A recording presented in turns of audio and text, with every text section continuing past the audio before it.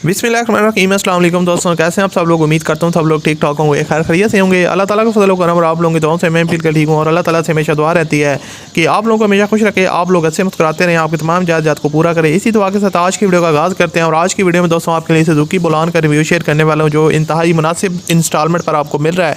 इस गाड़ी का मुकम्मल रिव्यू आपके साथ शेयर करूँगा, आपको बताऊँगा कि किस तरह आप इसको परचेज़ कर सकते हैं, क्या तरीका कार है, और सारी चीज़ें आपको इस वीडियो में डिटेल के साथ बताई जाएंगी। और ओवरऑल गाड़ी की भी डिटेल बताऊँगा कि गाड़ी की कंडीशन कैसी है, मेंटेनेंस वगैरह कैसी है, और जो भी आपको पता है मैं वीडियो में तरीकाकार बताता हूँ, वो सारी चीज़ें आपको बताऊँगा। तो अगर आपको दोस्तों को ये वीडियो पसंद है तो इस वीडियो को आपने लाजमी तौर पर लाइक करना है। मज़ीद वीडियो देखने के लिए आप लोग मेरे चैनल को सब्सक्राइब कर लें, साथ में बेल के आइकन को प्रेस कर लें ताकि आपको इस तरह की और भी वीडियोज़ के नोटिफिकेशन बार वक्त मिलते रहें।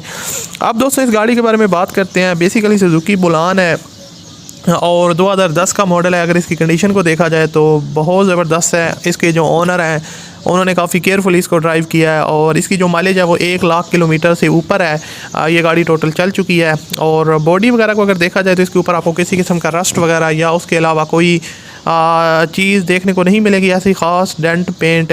फ्यूल कंजप्शन इसकी पेट्रोल है, उन्होंने इसको पेट्रोल पे यूज़ किया है। और उसके अलावा गाड़ी की जो एवरीथिंग है जो है वो जेन्युइन कंडीशन में है। टैक्स वगैरह जो है ना इसका पेड है और इसको उन्होंने फैमिली यूज़ में रखा है, जिसकी वजह से इसकी जो कंडीशन है वो इतनी अच्छी है और आपको दिखने में ये काफ़ी जो है ना वो इम्प्रेस कर रही है और नीट एंड क्लीन है। उसके अलावा अगर इसकी इंटीरियर साइड को देखा जाए, डैशबोर्ड वगैरह स्पोर्टलेस डैशबोर्ड है और ओवरऑल जो है ना वो वेल मेंटेन है। उन्होंने इसको काफ़ी केयरफुली ड्राइव किया है।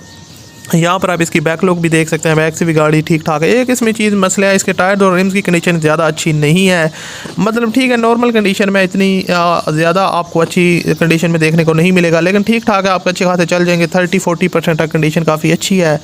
और उसके अलावा गाड़ी वैसे नीट एंड क्लीन है। आप लोगों को डिफरेंट एंगल से इसकी पिक्चर वगैरह स्क्रीन पर नज़र आ रही होंगी, तो आप लोग देख सकते हैं। बाकी अगर इसकी इंस्टॉलमेंट वगैरह की बात की जाए तो दोस्तों आप इसको ईज़िली तौर पर परचेज़ कर सकते हैं। तरीका और बहुत आसान है। इसका इंस्टॉलमेंट प्लान जो है ना वो तकरीबन आपको 1.5-2 लाख रुपए जो डाउन पेमेंट करनी पड़ेगी। जाहिर सी बात है, अब इतनी पेमेंट करनी पड़ती है। और उसके अलावा इसकी जो मंथली इंस्टॉलमेंट आपकी होगी वो 15 से 20 हज़ार तक होगी। जितनी आप ज़्यादा डाउन पेमेंट करेंगे उतनी आपकी मंथली इंस्टॉलमेंट कम होगी।